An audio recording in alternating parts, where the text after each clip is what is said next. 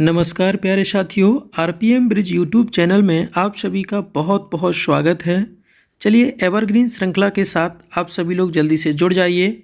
आज की जो आपकी श्रृंखला है वो एवरग्रीन श्रृंखला। एवरग्रीन श्रृंखला का मतलब ये कि ये वो क्वेश्चन हैं जो कभी न कभी किसी न किसी एग्ज़ाम में पूछे गए क्वेश्चन हैं और सभी एग्ज़ाम में बार बार पूछे जाने वाले क्वेश्चन हैं। ये एक भी क्वेश्चन, यहाँ पर हमने टोटल 30 क्वेश्चन लिए हैं, तो श्रृंखला का एक भी क्वेश्चन ऐसा नहीं है साथियों जो आपका किसी न किसी एग्ज़ाम में, खासकर एसएससी के एग्ज़ाम में ना पूछा गया हो।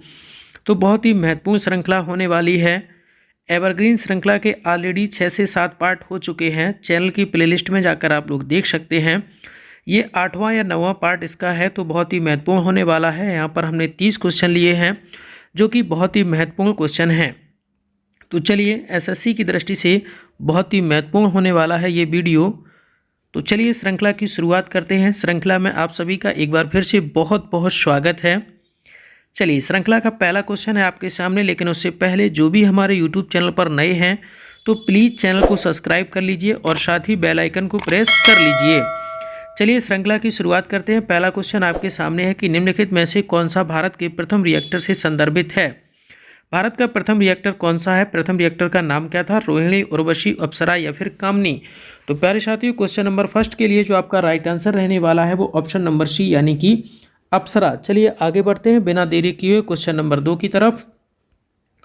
1959 तक पाकिस्तान की राजधानी थी, तो आपको बताना है कि सन 1959 ईस्वी तक पाकिस्तान की राजधानी क्या थी? इस्लामाबाद, कराची, लाहौर या फिर हैदराबाद? तो प्यारे साथियों, 1959 तक जो पाकिस्तान की राजधानी थी वो कराची थी। तो क्वेश्चन नंबर 2 के लिए आपका जो राइट आंसर हो जाएगा प्यारे साथियों ऑप्शन नंबर दूसरा। चलिए आगे बढ़ते हैं क्वेश्चन नंबर 3 की तरफ। निप्पन जापान को दिया गया नाम है जिसका अर्थ है सूर्योदय का देश, पैगोडाओं का देश, उत्तरी ध्रुव प्रकाश का देश, ज्वालामुखियों और भूकंपों का देश।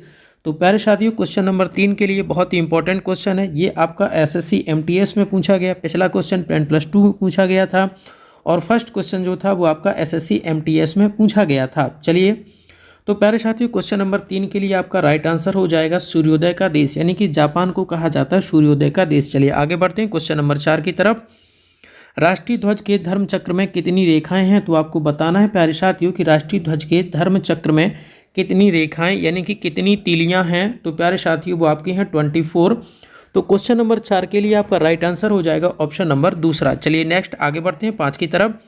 वाटरलू कहाँ स्थित है? तो आपको बताना है कि जो वाटरलू है वो कहाँ पर स्थित है? इंग्लैंड, फ्रांस, स्पेन या फिर बेल्जियम? तो प्यारे साथियों, वाटरलू जो आपका स्थित है वो बेल्जियम में स्थित है। तो क्वेश्चन नंबर 5 के लिए आपका राइट आंसर हो जाएगा ऑप्शन नंबर चौथा। चलिए आगे बढ़ते हैं क्वेश्चन नंबर 6 की तरफ। कौन सी सेवा केंद्रीय सेवा नहीं है? तो आपको बताना है कि कौन सी सेवा जो है वो केंद्रीय सेवा नहीं, यानी कि केंद्र सरकार से रिलेटेड नहीं है। भारतीय पुलिस सेवा, भारतीय विदेश सेवा, भारतीय लेखा परीक्षा और लेखा सेवा या फिर भारतीय राजस्व सेवा? तो प्यारे साथियों, क्वेश्चन नंबर 6 जो है बहुत ही इंपॉर्टेंट क्वेश्चन है। ये आपका एसएससी सीजीएल के एग्जाम का पूछा हुआ क्वेश्चन है। तो क्वेश्चन नंबर 6 के लिए राइट आंसर हो जाएगा ऑप्शन नंबर ए। चलिए आगे बढ़ते हैं क्वेश्चन नंबर 7 की तरफ। राष्ट्रपति भवन का डिज़ाइन बनाया था, तो आपको बताना है कि राष्ट्रपति भवन का जो डिज़ाइन है वो किसने बनाया था? एडवर्ड स्टोन ने या फिर ले कार्बूजे ने या फिर एडविन लुटियंस ने या फिर तरुण दत्त ने? तो प्यारे साथियों, राष्ट्रपति भवन का जो निर्माण, जो वास्तुकार था राष्ट्रीय भवन का, जिसने निर्माण जो है डिज़ाइन का निर्माण किया था वो थे एडविन लुटियंस। तो प्यारे साथियों, क्वेश्चन नंबर 7 के लिए राइट आंसर हो जाएगा ऑप्शन नंबर सी। नेक्स्ट आगे बढ़ते हैं 8 की तरफ। दिल्ली में केंद्रीय सचिवालय के उत्तरी और दक्षिणी खंडों का वास्तविक कौन था? तो आपको बताना है कि दिल्ली में जो केंद्रीय सचिवालय स्थित है उसके उत्तरी और दक्षिणी खंडों का जो वास्तविक है वो कौन था? ऑप्शन विकल्प आपके सामने है, एडवर्ड लुटियंस या फिर हर्बर्ट बेकर्स या फिर रॉबर्ट टसेल या फिर एंटोनी रेमंड? तो प्यारे साथियों, क्वेश्चन नंबर 8 के लिए जो आपका राइट आंसर हो जाएगा वो ऑप्शन नंबर दूसरा इस प्रश्न का बिल्कुल सही उत्तर रहने वाला है। चलिए आगे बढ़ते हैं क्वेश्चन नंबर 9 की तरफ। निम्नलिखित में से कौन सा देश अरब देश नहीं है? तो आपको बताना है कि कौन सा देश जो है वो अरब देश नहीं है। इजराइल, सीरिया, जॉर्डन या फिर लेबनान? तो प्यारे साथियों, अरब कंट्री के अंतर्गत नहीं आता है। तो कौन नहीं आता है? तो वो आपका इजराइल जो है वो अरब कंट्री के अंतर्गत नहीं आता है। नेक्स्ट आगे बढ़ते हैं क्वेश्चन नंबर 10 की तरफ। संयुक्त राष्ट्र महासभा द्वारा स्वीकृत संकल्प के अनुसार अंतर्राष्ट्रीय शांति दिवस कब मनाया जाता है? तो आपको बताना है प्यारे साथियों कि जो अंतर्राष्ट्रीय शांति दिवस है वो कब मनाया जाता है, ये क्वेश्चन में आपसे पूछा गया। तो मनाया जाता है प्यारे साथियों 21 सितंबर को। तो क्वेश्चन नंबर 10 के लिए आपका राइट आंसर हो जाएगा ऑप्शन नंबर सी। नेक्स्ट आगे बढ़ते हैं क्वेश्चन नंबर 11 की तरफ। छत पर सौर जल तापक सबसे ज़्यादा लगाने के लिए किस भारतीय शहर का नाम लिया जा सकता है? तो आपको बताना है प्यारे साथियों, अहमदाबाद, बेंगलुरु या फिर मुंबई या फिर पुणे। तो प्यारे साथियों क्वेश्चन नंबर 11 के लिए आपका जो राइट आंसर हो जाएगा वो ऑप्शन नंबर दूसरा यानी कि बेंगलुरु इस प्रश्न का बिल्कुल सही उत्तर रहने वाला है। नेक्स्ट आगे बढ़ते हैं क्वेश्चन नंबर 12 की तरफ। झारखंड की राजधानी क्या? ये भी आपका एमटीएस में पूछा गया क्वेश्चन है। तो प्यारे साथियों सरल क्वेश्चन है, तो बिना देरी किए हुए आगे बढ़ जाते हैं। झारखंड की जो राजधानी है प्यारे साथियों वो रांची है। चलिए नेक्स्ट आगे बढ़ते हैं क्वेश्चन नंबर 13 की तरफ। पर्यटन को बढ़ावा देने के लिए भारतीय रेल ने निम्नलिखित में से किस राज्य में पैलेस ऑन व्हील्स गाड़ी चलाई? पैलेस ऑन व्हील्स गाड़ी जो है वो किस राज्य में चलाई गई, ये आपसे क्वेश्चन में पूछा गया है। तो प्यारे साथियों बताइए वो कहाँ पर चलाई गई? केरल, महाराष्ट्र, राजस्थान या फिर पंजाब? तो प्यारे साथियों ये आपकी जो चलाई गई है वो राजस्थान में चलाई गई। तो क्वेश्चन नंबर 13 के लिए आपका जो राइट आंसर हो जाएगा ऑप्शन नंबर सी। नेक्स्ट आगे बढ़ते हैं क्वेश्चन नंबर 14 की तरफ। जनसंख्या के अध्ययन को क्या कहा जाता है? तो आपको बताना है कि जनसंख्या के अध्ययन को क्या कहा जाता है? मानचित्र कला, मानव विज्ञान, जीवनी या फिर जनसांख्यिकी? तो प्यारे साथियों ऑप्शन के पढ़ के इस प्रश्न का तो आंसर आप सभी ने कर लिया होगा कि जनसंख्या का जो अध्ययन किया जाता है उसे हम बोलते हैं जनसांख्यिकी। चलिए आगे बढ़ते हैं क्वेश्चन नंबर 15 की तरफ। जुलाई 1950 में अधिक पेड़ लगाओ अभियान का उद्घाटन किसने किया था? आपको बताना है विनोबा भावे या फिर के एम मुंशी या फिर जवाहरलाल नेहरू या फिर सरदार पटेल। तो आपको बताना है कि जुलाई 1950 में जो एक अभियान चलाया गया था, कौन सा अभियान, कि अधिक पेड़ लगाओ, इसका उद्घाटन किसने किया था? तो प्यारे साथियों इसका उद्घाटन जो किया गया था वो के एम मुंशी के द्वारा किया गया था। तो क्वेश्चन नंबर 15 के लिए जो आपका राइट आंसर हो जाएगा ऑप्शन नंबर दूसरा। नेक्स्ट आगे बढ़ते हैं क्वेश्चन नंबर 16 की तरफ। स्वतंत्रता, समानता एवं भाईचारा का नारा निम्नलिखित में से किसके साथ संबंधित है? अमेरिका की क्रांति, फ्रांस की क्रांति, चीन की क्रांति या फिर रूस की क्रांति? एमटीएस का पूछा हुआ क्वेश्चन है। प्यारे साथियों पूरी श्रृंखला में एक भी क्वेश्चन ऐसा नहीं है जो आपके एसएससी के किसी न किसी एग्जाम में पूछा ना गया हो। बहुत ही महत्वपूर्ण श्रृंखला है, तो वीडियो के अंत तक बना रहिएगा। पूरा वीडियो आपको देखना है बिना स्किप किए, और जो भी हमारे चैनल पर नए हैं तो प्लीज़ चैनल को सब्सक्राइब किए बिना नहीं जाना है। तो प्यारे साथियों क्वेश्चन नंबर 16 के लिए जो आपका राइट आंसर हो जाएगा वो ऑप्शन नंबर दूसरा यानी कि फ्रांस की क्रांति। नेक्स्ट आगे बढ़ते हैं क्वेश्चन नंबर 17 की तरफ। क्वेश्चन नंबर 17 आपके सामने है। भारत में निम्नलिखित में से कौन सा सबसे बड़ा नियोक्ता है? भारत में सबसे बड़ा नियोक्ता कौन है? भारत खाद्य निगम या फिर डाकतार विभाग या फिर भारतीय रेल या फिर भारतीय इस्पात प्राधिकरण? तो प्यारे साथियों ये बहुत ही इंपॉर्टेंट क्वेश्चन है और इसका जो राइट आंसर हो जाएगा वो आपका भारतीय रेल। चलिए आगे बढ़ते हैं क्वेश्चन नंबर 18 की तरफ। कुछ वर्षों पहले भारत के किस नगर को 400वीं जयंती मनाई गई? कौन सी नगर की 400वीं जयंती मनाई गई है? बेंगलुरु, हैदराबाद, तिरुवनंतपुरम या फिर मुंबई? तो प्यारे साथियों हैदराबाद की जो है कुछ वर्ष पहले आपकी 400वीं नंबर की जयंती जो है वो मनाई गई थी। तो इस प्रश्न का बिल्कुल सही उत्तर हो जाएगा प्यारे साथियों हैदराबाद। चलिए आगे बढ़ते हैं क्वेश्चन नंबर 19 की तरफ। अंत्योदय कार्यक्रम का प्रमुख उद्देश्य क्या है? तो आपको बताना है प्यारे साथियों की जो अंत्योदय कार्यक्रम है उसका प्रमुख उद्देश्य क्या है? तो आपको बताना है प्यारे साथियों, तो जल्दी से बता दीजिए। प्रश्न आपके विकल्प आपके सामने, नगरवासी निर्धनों का उत्थान या फिर औद्योगिक कर्मचारियों का उत्थान या फिर ग्रामवासी निर्धनों का उत्थान या फिर कृषकों का उत्थान? तो प्यारे साथियों क्वेश्चन नंबर 19 के लिए आपका जो राइट आंसर हो जाएगा ग्रामवासी निर्धनों का उत्थान के लिए जो आपका ये कार्यक्रम चलाया गया था अंत्योदय कार्यक्रम। चलिए आगे बढ़ते हैं क्वेश्चन नंबर 20 की तरफ। मलेशिया को प्रशासनिक राजधानी कौन सी है? तो आपको बताना है कि मलेशिया की जो प्रशासनिक राजधानी है वो कौन सी है। विकल्प आपके सामने है, पुत्रजिया या फिर सेरेबमन या फिर ताइपिंग या फिर ईपो। तो प्यारे साथियों इस प्रश्न का बिल्कुल सही उत्तर हो जाएगा। बेहद इंपॉर्टेंट क्वेश्चन है, इसका आंसर आपको याद रखना है। एसएससी के सभी एग्जाम में ये एक ना एक दो बार क्वेश्चन ये पूछा जा चुका है।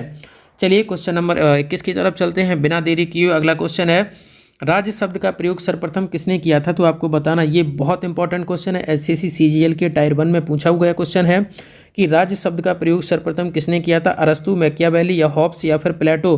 तो प्यारे साथियों राज्य शब्द का जो है सबसे पहले प्रयोग किया था मैकियावेली ने।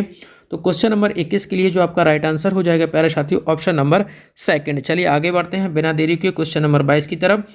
निम्नलिखित में से किसके अनुसार राज्य का एक आवश्यक बुराई है? निम्नलिखित में से किसके अनुसार राज्य एक आवश्यक बुराई है? तो बताना है, साम्यवादियों के अनुसार, उदारवादियों के अनुसार, व्यक्तिवादियों के अनुसार या फिर अराजकतावादियों के अनुसार? तो प्यारे साथियों क्वेश्चन नंबर 22 के लिए जो आपका राइट आंसर है ना, बहुत ही इंपॉर्टेंट क्वेश्चन है। ये भी आपके सीजीएल का क्वेश्चन पूछा गया, सीजीएल एमटीएस दोनों में पूछा गया क्वेश्चन है। तो क्वेश्चन नंबर 22 के लिए जो आपका राइट आंसर हो जाएगा वो ऑप्शन नंबर सी। चलिए नेक्स्ट आगे बढ़ते हैं क्वेश्चन नंबर 23 की तरफ। वह व्यक्ति कौन सा वह एकमात्र कौन सा देश है जिसमें जिसमें डाक टिकट पर उसका नाम नहीं है, यानी कि आपको बताना है वह कौन सा देश है जिसके डाक टिकट पर उस देश का नाम नहीं है, यूएसए, यूके, जापान या फिर पाकिस्तान। तो प्यारे साथियों क्वेश्चन नंबर 23 के लिए जो आपका राइट आंसर हो जाएगा वो ऑप्शन नंबर दूसरा, यानी कि यूके जो है, यूके के डाक टिकट पर यूके का नाम अंकित नहीं है। ये भी आपका सीजीएल के एग्जाम में पूछा गया है 2 बार, तो बहुत ही इंपॉर्टेंट क्वेश्चन है प्यारे साथियों। चलिए आगे बढ़ते हैं क्वेश्चन नंबर 24 की तरफ। सिप्रपत पुलिस थाना जो संसार में सर्वोत्तम माना जाता है वो कहाँ पर है? नई दिल्ली, जयपुर, चंडीगढ़ या फिर मुंबई। तो प्यारे साथियों बताना इस प्रश्न का बिल्कुल सही उत्तर क्या रहने वाला है। विकल्प आपके सामने है तो जल्दी से बताइए। और प्यारे साथियों और इस प्रश्न का बिल्कुल सही उत्तर हो जाएगा, चलिए हम मिलवाते हैं इस प्रश्न के सही उत्तर से। और इस प्रश्न का बिल्कुल सही उत्तर हो जाएगा प्यारे साथियों आपका जयपुर। तो क्वेश्चन नंबर 24 के लिए जो आपका राइट आंसर हो जाएगा वो ऑप्शन नंबर दूसरा। नेक्स्ट आगे बढ़ते हैं 25 की तरफ। प्राचीनतम अंतर्राष्ट्रीय एयरलाइंस, प्राचीनतम अंतर्राष्ट्रीय एयरलाइंस जो है वो कौन सी है, ये आपको बताना। Dutch KLM, Air Canada, Qantas Airways या फिर एयर सहारा। तो प्यारे साथियों सबसे प्राचीनतम अंतर्राष्ट्रीय जो एयरलाइंस है उसका नाम है डच KLM, यानी कि क्वेश्चन नंबर 25 के लिए जो आपका राइट आंसर रहने वाला है साथियों वो ऑप्शन नंबर ए। चलिए आगे बढ़ते हैं क्वेश्चन नंबर 26 की तरफ। पर्यावरण संरक्षण के लिए कौन सा अंतर्राष्ट्रीय एजेंसी कार्य कर रही है? पर्यावरण संरक्षण के लिए कौन सी वो राष्ट्रीय एजेंसी है जो इसके लिए कार्य कर रही है? नासा, UNO, ग्रीन पीस या फिर चिपको। तो प्यारे साथियों इस प्रश्न का बिल्कुल सही उत्तर हो जाएगा, बेहद इंपॉर्टेंट क्वेश्चन है, CGL का पूछा हुआ क्वेश्चन है, MTS में भी पूछा गया, 10+2 में पूछा गया। तो इस प्रश्न का बिल्कुल सही उत्तर हो जाएगा प्यारे साथियों ऑप्शन नंबर सी, यानी कि ग्रीन पीस। चलिए नेक्स्ट आगे बढ़ते हैं 27 की तरफ। इसरो की स्थापना कब हुई थी? तो आपको बताना है प्यारे साथियों कि इसरो की स्थापना कब की गई? 1965, 1969, 1971 या फिर 1976। CPO-SI दिल्ली CPO-SI के एग्जाम का पूछा हुआ क्वेश्चन है प्यारे साथियों। तो इसरो की जो स्थापना की गई है वो 1969 में की गई है। तो इस प्रश्न का बिल्कुल सही उत्तर हो जाएगा ऑप्शन नंबर दूसरा। नेक्स्ट आगे बढ़ते हैं क्वेश्चन नंबर 28 की तरफ। टिहरी जल विद्युत परिसर किस राज्य में स्थित है? तो आपको बताना है प्यारे साथियों कि टिहरी जल विद्युत परिसर जो है वो किस राज्य में है? उत्तराखंड, उत्तर प्रदेश, हिमाचल प्रदेश या फिर सिक्किम। SSC CGL का 2 बार का पूछा हुआ क्वेश्चन है, इंपॉर्टेंट क्वेश्चन है। तो प्यारे साथियों टिहरी जल विद्युत जो है वो आपका उत्तराखंड में है। तो प्रश्न संख्या 28 के लिए जो आपका राइट आंसर हो जाएगा वो ऑप्शन नंबर ए। चलिए नेक्स्ट आगे बढ़ते हैं क्वेश्चन नंबर 29 की तरफ। कागज़ की खोज कहाँ की गई थी? तो आपको बताना है प्यारे साथियों कागज़ की जो खोज है वो कहाँ पर की गई थी? भारत, इजिप्ट या फिर ग्रीस या फिर चीन।